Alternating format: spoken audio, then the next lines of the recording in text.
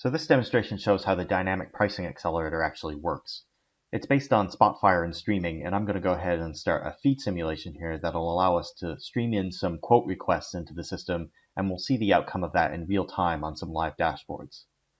So I'll go ahead and start this, and if I jump back into Spotfire here, I can go to the real-time dashboard, and we can see here a summary of what's actually happening at the moment in the system. So you can see here a map where we're getting quotes in different locations, and also the total premiums by county within the United Kingdom. We have a breakdown of demographics here as, by age as well, showing how they're being distributed by age. This is showing us our premiums over time, so the amount of revenue that we're generating. We also have a manipulation warning system in here, which basically looks to see whether or not a customer is trying to manipulate a particular quote type.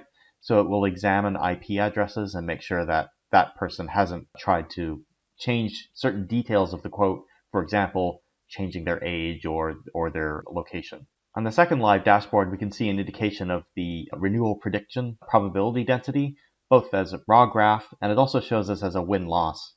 So you can see here the greens represent policies that were renewed or a win, and the reds represent policies that were not renewed. So you can see if above the level of about 0.74, we're winning pretty much everything. So that means our models are fairly accurate in how we're predicting particular customer outcomes. We can see here our total commission by win and loss as well, and we're doing pretty good here. So the red represents potentially lost business that were policies that were not renewed, whereas green is policies that were renewed. And these are the total discounts that we've offered in order to be able to gain that business. There's another view of this here, which aggregates both the commission discount and the commission into one. So based on the discount that we've offered, you can see here, if we offered a discount of £3.20, we were able to gain most of the business in that area, but there was some that we lost. So all of these charts allow analysts and modelers to try to optimize the types of models that they're generating in order to maximize the commission win for the minimum amount of discount in order to receive that. And this chart kind of shows that. So it shows you kind of the total won business versus the amount of discount that we had to give in order to win that business. And we can kind of change the binning of this to see this over time as well. So in order to reach this point, we had to go through the modeling part of the exercise. And this analysis walks you through the life cycle of building different types of data science models.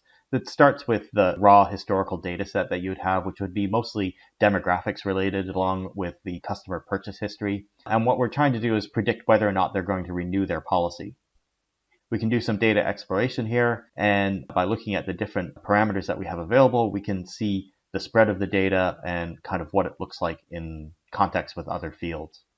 It walks us through the process of picking the most important predictors that we have in our data set, and it also allows you to find correlations in that data so that you can remove predictors that have a high correlation index.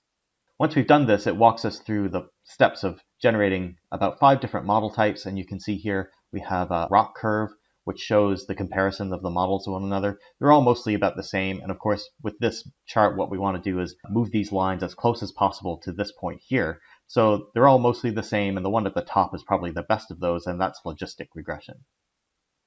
We can look at the results of those models as well by clicking through the analysis. And then once we're happy with the model, what we can do is we can then send it to Streambase, and this happens in real time through the AMS system, and then we can deploy this into the running application without having to have any downtime. It's all a hot deployed system. And of course, once that's done, we would see some changes then to the real-time dashboard. We also have the capability of doing challenger and champion model analysis. So a champion model is the one that we have currently deployed, and a challenger is a new model that we've come up with. And what we want to do is evaluate that challenger model against the champion to see whether or not it's actually a better model or a worse model. So you can see here what we have is a side-by-side comparison of those two models that have been evaluated against the same set of data. And you can see on the ROC curve here, our challenger model is this blue line, and our champion model is the gray line. And of course, we want to have these curves as close to the one lines as possible. And we can see in this case that the challenger model is significantly worse than the champion model. So having refined this model a little bit, the conclusion would normally be drawn that it's not good enough to deploy as a new model. And we would go back and remodel that again using some better predictors.